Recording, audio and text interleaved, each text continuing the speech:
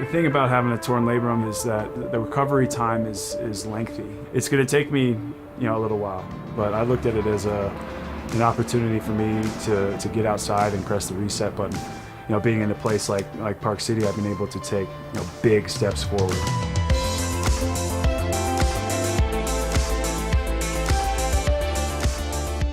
And then we're gonna go up Armstrong to mid-mountain, which is close to 9,000 feet. A typical training day really varies. You don't necessarily know what you're getting yourself into.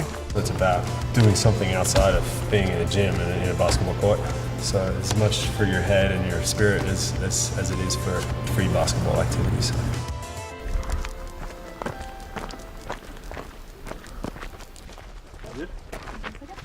It's tough to breathe up here at elevation.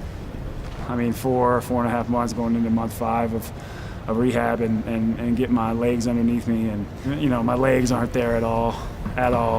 The first session, halfway through the session, he looked dead tired and he couldn't keep going. It's hard to do that at 7,500 feet, but he's getting through them now.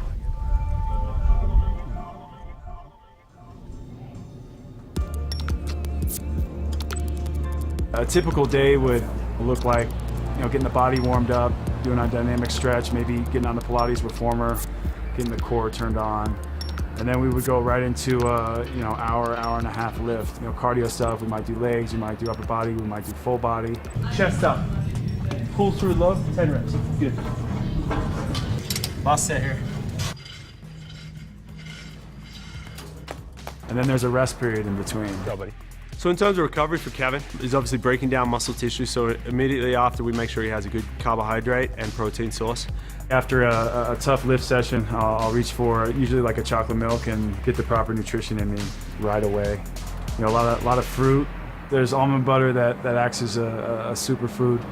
We normally do a very gradual cool down, so hopping in an ice bath actually helps the body to rest and relax. So with your dumbbell bench press, we started the camp at 35 pounds there, and then we progressed to 55. So our goal by the end of the camp, by the end of next week, is 65 pounds. The idea is that you train as hard as you can in the session, and then immediately after you try to recover as fast as you can so you can go hard again. And then a really big key is sleep. That's when your body really repairs, and so it's important that these guys get more than 8 hours of high quality sleep, and the more the better in terms of recovery. Recovery nutrition, recovery sleep helps that athlete to do more hard work.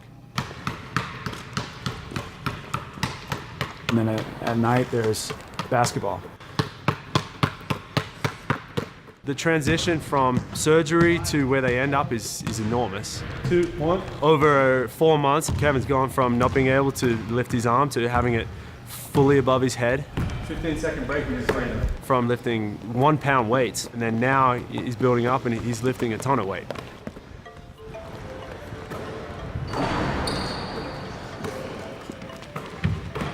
The hardest thing for him is figuring out, okay, my body feels good, I've built strength, I've built muscle tissue, but I'm back to square one on the court.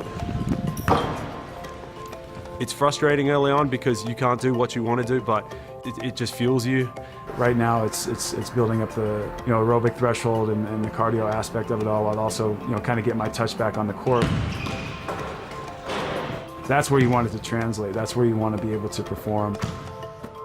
That's his job. He's a basketball player and he's been rehabbing for 3.5, 4 months. All of a sudden he gets on the court and balls are bouncing off the side of the rim or airballing or hitting the top of the backboard. And it's not going how he wanted it to go.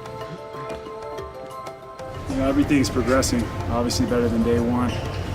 But there's times where it's frustrating to try to get my shoulder up. It's tough. You don't wish this upon yourself or anybody for that matter. But you continue to work, put in the work. This is what I love, so I feel very hungry to get back out there.